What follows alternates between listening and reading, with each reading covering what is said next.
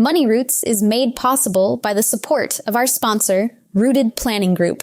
Are you ready to take control of your financial future? Look no further than Rooted Planning Group, your trusted partner in financial well-being.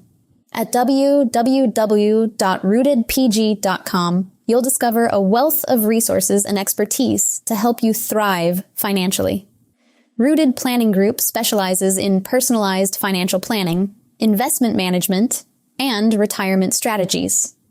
They understand that every financial journey is unique, and they're here to guide you every step of the way. With a team of experienced advisors, Rooted Planning Group is committed to helping you cultivate a secure and prosperous future. Visit www.rootedpg.com today to learn more about how Rooted Planning Group can help you grow your money roots.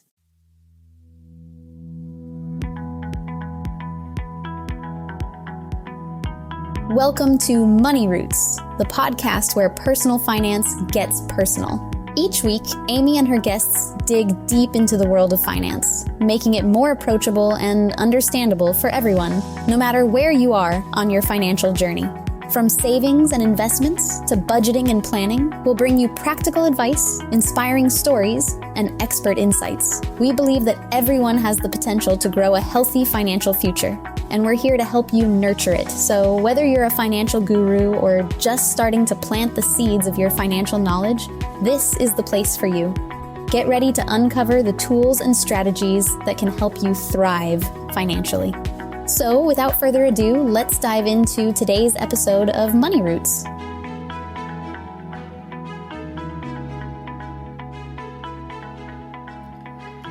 Happy New Year, Money Root listeners. Amy Irvine here, CEO and founder of Rooted Planning Group. I am so excited to launch this podcast in 2025. And it's a new year, lots of new, often resolutions that are put into place. And we hope that this year can start with something unique when we talk about financial resolutions, and that is financial satisfaction. You're going to find in the show notes a tool that we're using with a lot of our clients to determine where their financial satisfaction actually is. Sounds funny, but when we're talking to people, we often want to talk to them about things like, well, where are you satisfied? Let's focus on what you feel is going well, not just what you feel isn't going well.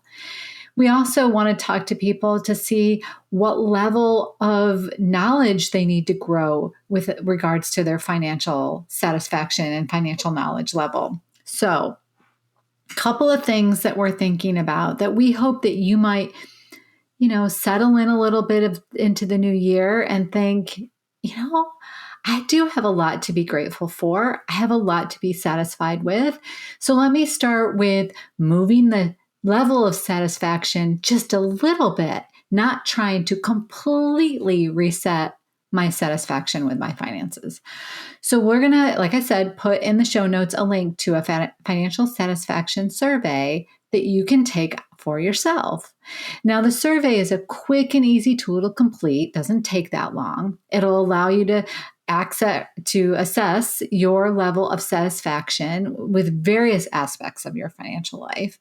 From here, we can identify your priorities and discuss ways that might help reduce concerns and increase your senses of financial well-being. And by I say we, I definitely mean us if you want to work with us, but then I also mean perhaps you and your spouse. If you have a significant other, then we encourage you to do this satisfaction survey separately and then show each other what your answers are and talk about where there might be some differences. Because experiences you have throughout the year can bring about new thoughts, ideas, concerns, and perspectives on your financial lives. So we would have you do this survey maybe at the beginning of the year, and then you may want to come back and redo the survey at different parts of time in your life. And also it gives you that opportunity, like I mentioned, to sort of check in with each other if you have a significant other. A couple of questions that we would have you kind of think through after you've completed the survey would be things like, how was this exercise for you?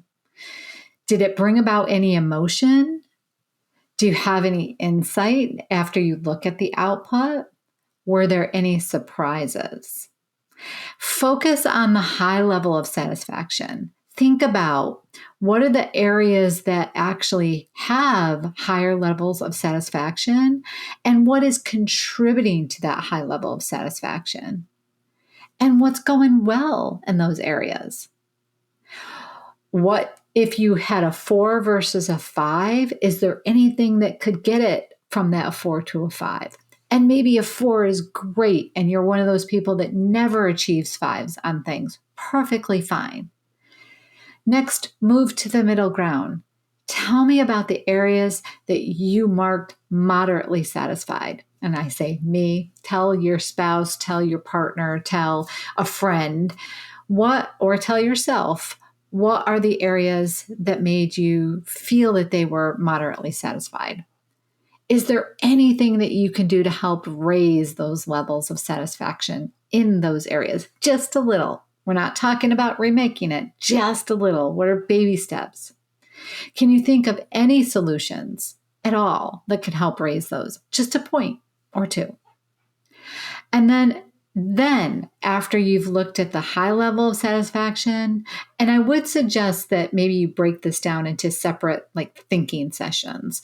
So focus on high level of satisfaction. You're good with that. At a separate thinking session, focus on middle ground.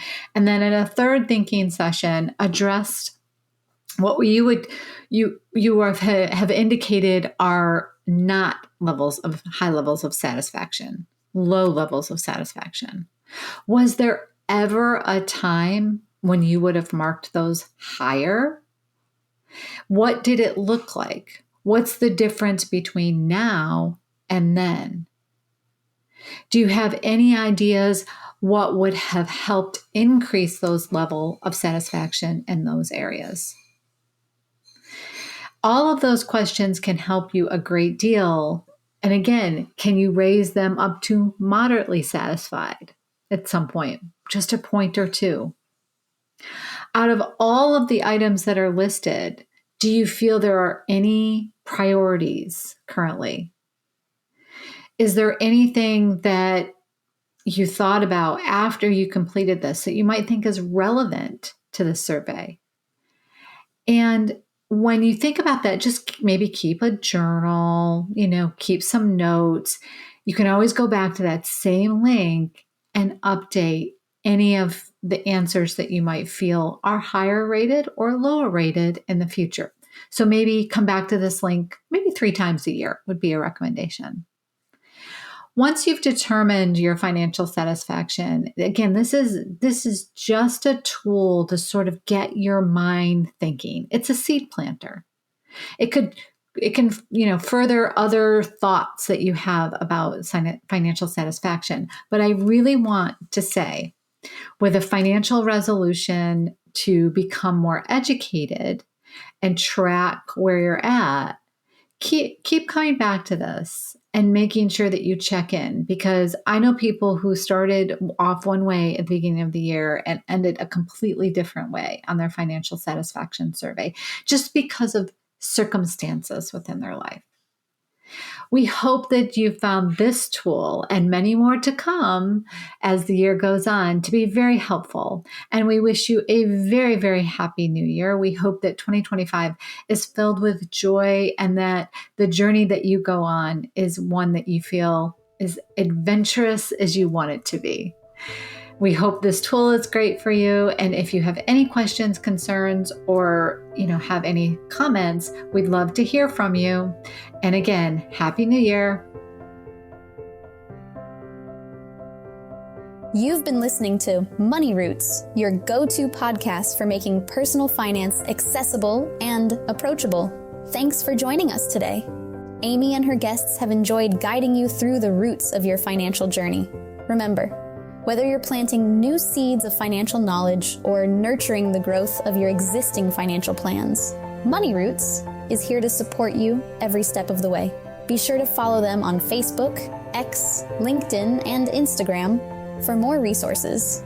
And, of course, subscribe to Money Roots wherever you get your podcasts so you never miss an episode. A big thank you to the sponsor, Rooted Planning Group, for making this show possible.